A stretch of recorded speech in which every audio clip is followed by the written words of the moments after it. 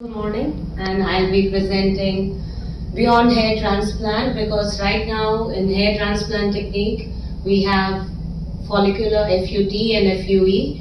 Now this is one step beyond hair transplant because a lot of patients, they don't want to shave their heads, they don't want to undergo any surgery, any downtime. So this is that procedure that I started in India, and the first guinea pig was my husband.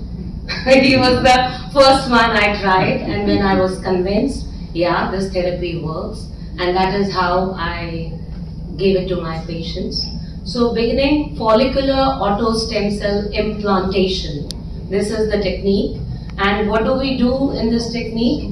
It's a non-surgical, non-invasive solution which provides quick recovery and patient of various type of hair losses, eliminating the dependency on donor hair. You see in hair transplant, we are dependent on the donor hair. If there's sparse donor hair, we are not able to do hair transplantation. So this is not dependent on donor hair availability. So follicular stem cell implantation is a revolutionary non-surgical solution to hair loss that leverages body's own natural regenerative capabilities in contrast to conventional hair loss therapies or hair transplant. So how it happens? It stimulates the dormant follicles, promotes natural hair growth, addresses issues like thinning and premature graying without the need of daily medication or donor hair. This technique isolates and multiplies follicular stem cells in a certified lab for a month using a scalp biopsy, taking at least 25 hair follicles intact, not destroyed. So minimal handling of the tissue should be there. Instead of punch biopsy, I go for a 1 millimeter by 5 millimeter incision in the post-auricular area. These cells are then injected into the scalp after 1 month over 3 sessions a month apart. So 15 patients have completed 3 sessions of a follicular stem cell implantation therapy, and 5 patients are in between sessions. The patient showed a marked reduction in hair shedding, increased density, increased shaft thickness, and overall satisfactory result.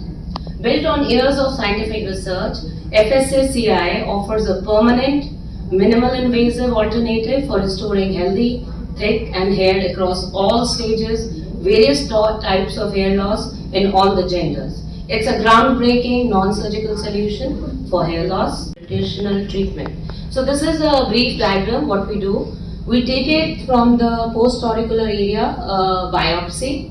We put it in these culture dishes, and the cells are grown in the culture serum-free culture media. That's Gipco in vitrogen culture media with some antibiotics, and every day cells are assessed for the quality and microbial contamination so that the patient is not having any kind of infection, and then it is reimplanted with injections after a month. So this is a brief schematic diagram. So this shows a punch biopsy, but because I'm a plastic surgeon, I prefer taking intact follicles. And if you see, this is my center's collection. You see, I have taken a chunk of tissue with intact follicles, and there in the lab, so it has to be transported to the lab within 36 hours of harvesting in a cold box, cold chain. So it has to be transported in sterile water. Once it reaches the lab, they wash it with betadine and alcohol just for 30-second contact period for sterilization so that there is no microbial growth. And you see the follicles intact, then they silver it. Anyone does hair transplantation here? Yeah. So you do silvering, right? 0.5 to 1 millimeter thickness, you silver it. So that's how we do silvering in this, 0.5 to 1 millimeter. So this is what I spoke to you about. The collected tissue and follicle fragments are placed in sterile saline solution and transported. So now once the tissue is received in the lab, so they are silvered into 0.5 to 1 millimeter chunk. The tissue fragments are then washed with phosphate buffer saline before being explanted into 6 well plate for further expansion. So twice washing is required. The hair shafts are also placed on the culture.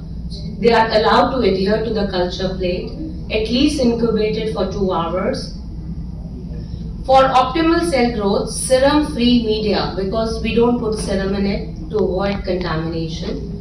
And with the appropriate cocktail of antibiotics, the media I told you, it's called as Gibco in vitrogen media that we use.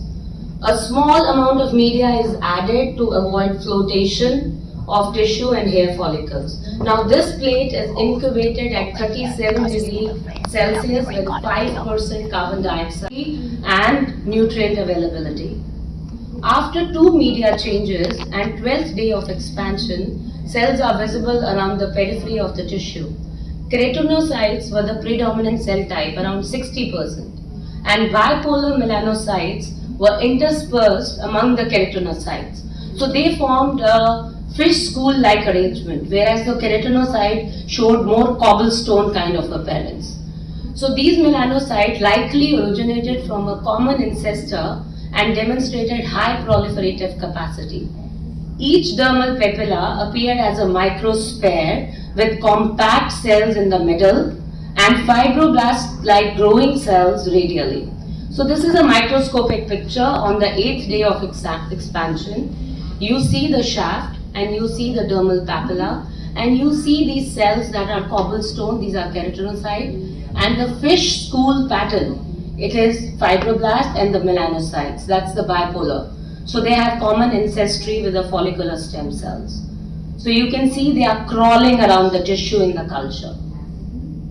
So this is the bipolar arrangement of the dermal papilla cells around the keratinocyte, forming a fish school-like morphology. So growth of dermal fibroblast after 8th day of culture. So once these cells reach 60 to 70% confluence, they are subculture using triply, a JMP grade cell dissociation substitute for trypsin EDTA. The cells are then seeded into T175 flasks at a density of 1.8 into 10 raised to power 6 cells per flask. This is passage 1. So in total, we can do 3 passages for maintaining the viability of these stem cells. So daily observation are conducted to monitor growth and morphology. Cells are cryopreserved at first passage using 90% platelet lysate and 10% DMSO in liquid nitrogen at 196 degree and are revived as per demand. When we place a demand in the lab, then they revive it. It takes around 4 to 5 lab time to revive those cryopreserved cells. So we have to tell them at least 48 hours before. And no last time cancellation. The patient loses money if he cancels the appointment. So cells are characterized for further viability count and presence of specific keratin markers. The specific marker for the follicular stem cell is CK18. So how we see it, CK18 marker, it's by flow cytometry. You can see these green indicators that indicates keratin and presence of CK18 markers. And the next slide, we take these cells and implant it. And how deep should be the implantation? Implantation should be at least 5 millimeters deep, where the follicles are there and existing follicles are there, so that these stem cells can act on the existing follicle to increase the density, shaft thickness, and rest of the things. So this is my husband, the first guinea pig of India and maybe world, and I used on him and the sample read 001. He said, what does that mean? I said, you're the first one. So that is what he means. So he was the first guinea pig and I used it. The first thing he said, I have to go to the barber's shop once a week. Initially he used to go once a month. So when I started noticing positive change, I offered it to my patients because it's science and I believe in science. So this is 3 sessions of stem cells. This guy is a 62-year-old male and you can see the vertex decrease in density. Again 3 sessions. He is an ambassador of Qatar to India. And he said Indian water is really bad, I'm losing hair. I said don't worry, the doctors are good. We are going to revive it. So this is another case. not very clear picture, but you can see the increase in density. So another 52-year-old female with thinning and decreased cell, 3 sessions of stem cell injections. Again, you can see the increase, 3 session, 45-year-old female. And this is 56-year-old female, and she complained about the parting issues, and you can see the thinning, and you can see the more dense, more lustrous, the shaft density, the shiny thing. Again, if you see, you can appreciate the increase in the density. So you see here again. This is an interesting case of alopecia areata. This patient had polycystic kidney disease with congenital heart disease and couple of more medical issues. He said, doctor, I cannot apply minoxidil, I cannot take steroids, I cannot do anything. So I said, okay, this is the perfect thing for you. So now you see the alopecia, and another case of cicatricial alopecia. Look at the hair, look at the volume. 1,000 years back, Indian culture, he's a god of medicine. So when the whole world was naked in India, there was a god of medicine. He came from the sea, and this is a small video, a small cultural video. There was a fight between the demons and the gods, and they were churning the mountain. And from the mountain, these 7 wonders appear. And among them was Dhanvantri, the god of medicine. He's carrying Ayurveda, and this is the king where Dhanvantri was born. This all is documented and written in literature.